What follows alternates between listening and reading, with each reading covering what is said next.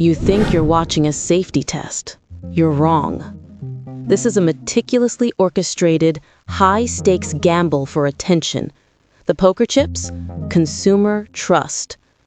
Automakers are already in a brutal knife fight over technology, price, and features.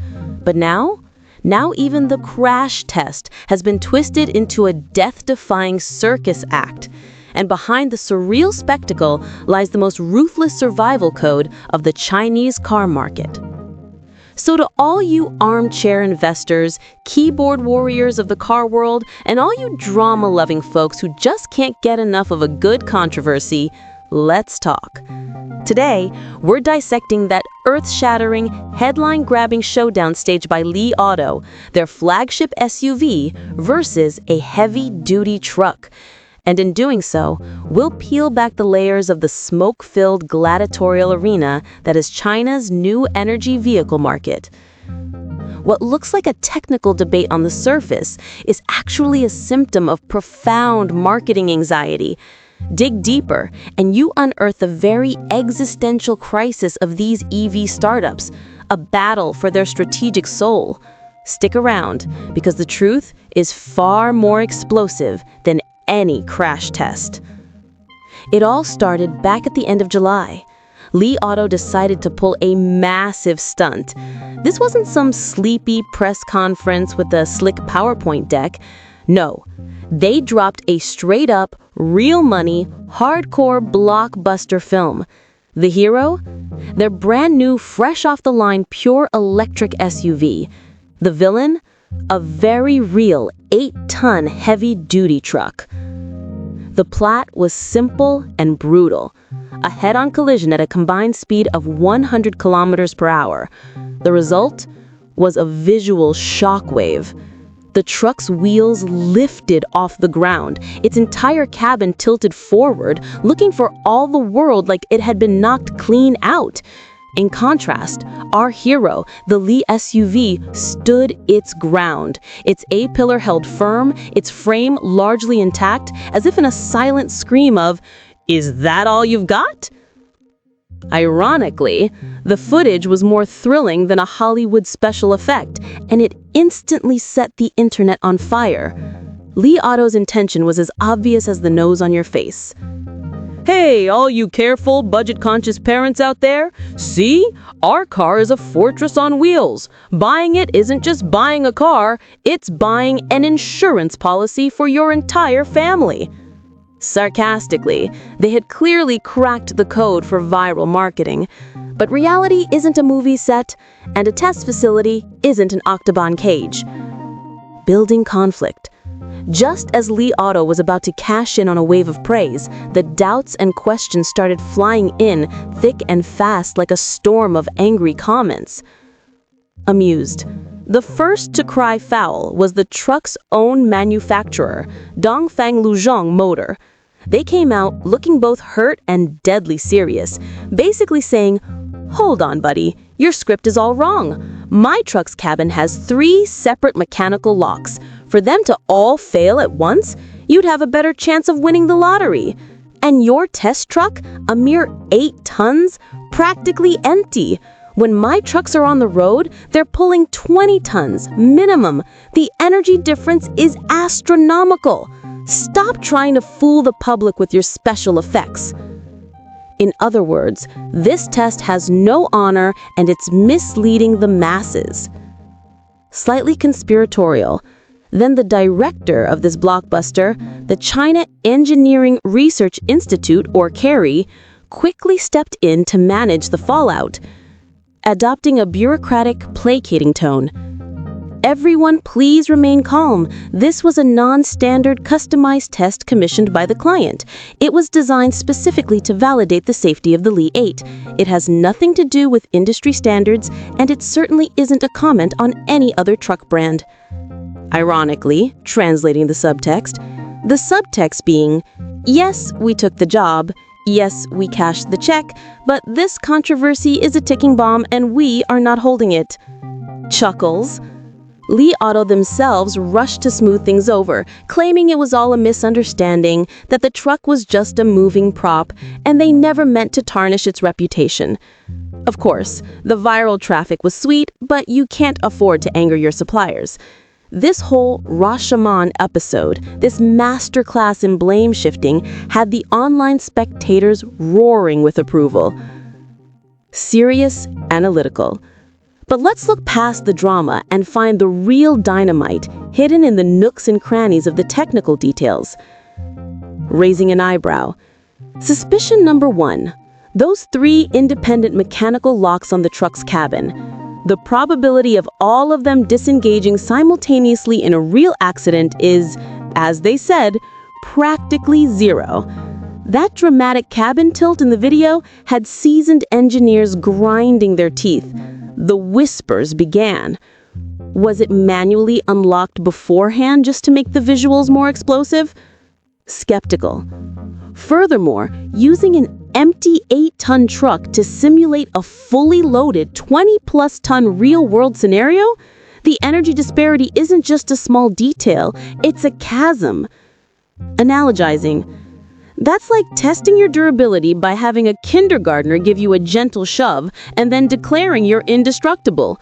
Who do you think you're kidding? This glaring deviation from realistic road conditions made many people wonder, has the integrity of safety testing been hijacked by marketing KPIs? And what makes this even more delicious is the identity of the referee. Carey, the institution that ran the test, plays a fascinating double role. On one hand, they are an officially sanctioned authoritative testing body, the referee. On the other, they are a for-profit service provider, paid handsomely by automakers for customized services, the hired help. Crack open their financial reports. In 2024, their revenue hit $4.7 billion.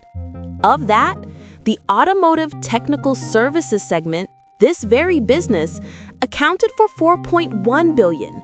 The gross profit margin? A terrifyingly high 50%. Their EV and smart vehicle testing business is growing like a rocket, up 43% year on year. This business is more profitable than printing money. So, here's the million-dollar question. When your primary clients are the very car companies you're supposed to be testing, and the test protocols are highly customized, can you truly, hand on heart, guarantee absolute objectivity? Could there be perhaps a touch of artistic license in the test design to satisfy the client's need for shock, awe, and viral spread? Everyone in the industry knows a single visually spectacular crash test like this can cost anywhere from hundreds of thousands to over $1 million. Why would a car company spend that kind of cash?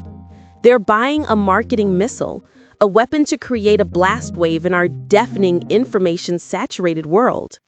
This business model of being both referee and player is the very fuel that ignited this firestorm. Now, I know some of you are probably slamming your desks saying, come on, don't all new cars go through a battery of crash tests before they launch? Aren't those good enough? That's an excellent question. And yes, to hit the road, a new car must pass a gauntlet of mandatory government standards. There are also relatively reliable third-party ratings like CNCAP, which has government ties, and CIASI, which is backed by insurance companies who have a vested interest in keeping repair costs down. Not to mention the endless internal tests automakers run themselves. So why? Why would companies like Li Auto go rogue and stage these bizarre spectacles of family USVs toppling giant trucks? An industry insider put it bluntly, they're being squeezed into a corner by the sheer force of involution. Just look at the numbers. In the first half of the year, BYD sold a staggering 2.14 million vehicles. Li Auto, a leader among the startups, sold 200,000. NIO, 116,000. XPeng, 197,000. The pressure is mountainous. The standard scientifically rigorous crash tests, consumers have seen it all before. They're numb to it anymore. It's not exciting enough to grab their attention. To put it simply, traditional tests prove a car is safe enough. These new theatrical tests are designed to create a marketing explosion. CAARI's own annual report spells it out. The purpose of these customized tests is to better empower car brands and expand their market presence. Translation: we build the stage, you put on the show, and we all make money and get famous together. And believe me, Li Auto's truck-smashing stunt is hardly the first of its kind in the wild universe of automotive marketing. Remember the battery acupuncture test fiasco of 2020? BYD released a video of its blade battery being pierced by a needle without catching fire, screaming safety. Their rival, CATL, immediately shot back, calling it an abuse of testing protocols and arguing that safety is a systemic issue, not a party trick. It got messy. That episode taught us that marketing safety with a single extreme test is a dangerous game that can easily lead you astray. Then there are the even more absurd cases of companies hijacking the official truck under-ride guard test. That test is meant to see if a truck's rear bumper can stop a small car from sliding underneath. But automakers started using it to brag about how strong their A-pillars were. Industry experts could only shake their heads. It's like entering a literature exam and boasting about how good you are at math. It completely misses the point and is profoundly misleading. So, when we peel away the layers of technical debate and marketing hype from Li Auto's grand performance, what we find at the core is the deep, unnerving anxiety and strategic dead end facing China's EV startups. And Li Auto isn't alone. While they were busy crashing trucks, NIO CEO William Li was putting on his own show. At a launch event, he got inside his new car and started running laps. You heard me right. Not walking, running. 7 laps back and forth just to prove the interior was spacious. Netizens had a field day. Great effort, Mr. Li. Maybe install a treadmill next time. From a CEO personally orchestrating a crash test to another running a marathon inside his car, these founders who once spoke loftily of autonomous driving and reaching for the stars are now resorting to cheap attention grabs. Why? Because they are genuinely terrified. The sales pressure is crushing them. And at its root, these startups have fallen into at least 2 major strategic traps. Trap number 1, they built their own pricing prison. They all tried to copy Tesla, pricing their cars in the 200,000 to 300,000 yuan bracket, thinking this positioned them as high-tech and premium. But they missed a crucial difference. In the US, a Tesla at that price point is a mass-market car, cheaper than a Camry or an Accord.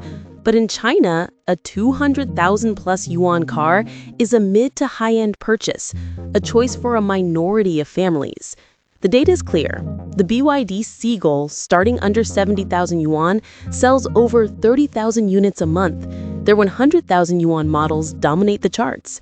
Li Auto's rival, Leapmotor, became a sales champion by focusing on the 100,000 to 150,000 yuan segment. The startups willingly abandoned the largest, highest volume segment of the market and dived headfirst into a crowded, blood-red ocean of competition. To make matters worse, legacy luxury brands like Audi and BMW are now slashing prices on their flagship sedans, pushing them into the same price bracket and squeezing the startup's breathing room even further. They copied Tesla's skin, but missed its soul. Massive scale, extreme cost control, and conquering the mass market. Trap number 2, their first mover advantage has become a first mover burden. In the early days, these startups poured fortunes into smart driving. LiDAR, massive computing power, patents galore. They aimed to build an insurmountable technological moat. The problem, that colossal R&D cost needs to be paid for by colossal sales volume. While their sales have yet to truly explode, rivals are catching up fast. Huawei's iTow is winning praise in sales for its smart driving. Third-party solution providers like Momenta are now matching or even surpassing them, and they sell their technology to everyone. Mercedes, BMW, BYD, their costs are lower, their reach is wider, and their tech is now appearing in cars that cost half as much. That once proud trump card, the self-developed high-end autonomous driving system that justified their premium price, is rapidly being commoditized, turned into a bargain bin feature. Meanwhile, traditional giants like Geely, funded by profits from their gasoline cars, are patiently waiting for these third-party solutions to get even cheaper before simply plugging them in to close the gap. The startup's huge investment in smart driving has, for now, become a crushing financial liability. And so, the conclusion becomes unavoidable. Li Auto crashing a truck, William Li running in his car, these are not bold marketing moves. They are tactical twitches born from the strategic paralysis of companies under immense pressure. Do they work? In the short term, sure, they get you trending online, but tactical cleverness can never mask strategic failure. When your target market is too small and your core competitive advantage is being eroded daily, no amount of flashy marketing can solve the fundamental problems of insufficient scale, high costs, and a distant dream of profitability. So what's the way out? These startups need a moment of painful clarity, a true strategic pivot. First, get off the high horse and return to the mass market. Forget the premium labels. Learn from BYD. Bring genuinely competitive, reliable, and user-centric technology down to the 100 to 150K bracket where the real battle is fought. Only with volume can you achieve economies of scale and sustainable growth. Second, focus. Stop taking a scattergun approach. Pick one key area, be it a deep optimization of battery technology or a flawless user experience in a specific smart driving scenario, and concentrate all your firepower to build a real moat that can't be easily copied. Finally, and most importantly, be pragmatic. Marketing can have its fun, but the product must be grounded in reality. Consumers ultimately pay for good technology and a great experience they can actually afford, not for black magic tech on a PowerPoint slide or a stunt show at a press conference. As for these increasingly bizarre customized crash tests, many clear-headed industry insiders are already calling for regulators to step in and pour some cold water on this circus. Safety is the bottom line. It is the lifeblood of the automotive industry. Testing must return to its original purpose, to be scientific, rigorous, and comparable, not to devolve into a visual effects competition for clicks and views. Because no matter how stunning the crash test blockbuster is, it can never compare to the simple, profound reality of ordinary people driving a reliable car, leaving home safely and returning home soundly without their wallets being emptied. Competing on safety is a good thing, but when the competition veers off course, it becomes a wasteful, confusing internal brawl. To the pioneers of the new guard, stop focusing on the sparks flying on stage or how out of breath you can get running inside a car. It's time to sit down in silence and think, really think about the road ahead. The window for a strategic pivot won't stay open forever, because the market, that true gladiatorial arena, is far more ruthless in eliminating its players than any crash test could ever be. It brings to mind a verse for our times. A spectacle of flying steel, a truck sent in a reel, an SUV, a mighty show, lays an 8-ton giant low, but locks unlatched, a whispered doubt, a truth they'd rather leave without. The testers claim the stage was set for custom scenes where cash is met. This frantic marketing's lost its way when gimmicks hide a weak foundation sway. For safety is not a play to stage, but a trust on life's own page. That's all for this episode. Thank you for tuning in, and we'll see you in the next one.